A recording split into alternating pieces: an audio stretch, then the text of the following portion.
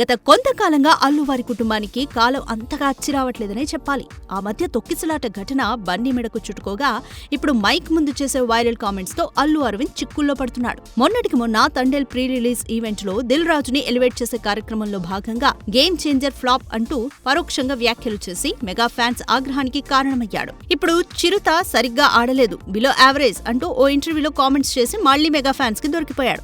చరణ్ తొలి సినిమా చిరుత సరిగ్గా ఆడలేదని, అలాంటి పొజిషన్లో మగధీర తీసి హిట్ ఇచ్చానని, అది చరణ్ పై తనకున్న ప్రేమని అరవింద్ ఓ ఇంటర్వ్యూలో చెప్పడం టాక్ ఆఫ్ ది టౌన్ గా మారింది. అయితే చిరుత బిలో యావరేజ్ సినిమా ఏం కాదు, అది హిట్టే. మంచి వసూళ్లనే అందుకుంది, నిర్మాతకు మంచి లాభాలనే మిగిల్చింది. 9 కోట్లతో తీసిన సినిమా బాక్సాఫీస్ దగ్గర 25 కోట్ల వరకు వసూలు చేసిందంటే మంచి సక్సెస్ అనే చెప్పాలి. ఇక ఓ డెబ్యూ హీరో సినిమా 40 సెంటర్లలో 100 రోజులు ఆడడం అంటే రికార్డనే చెప్పాలి.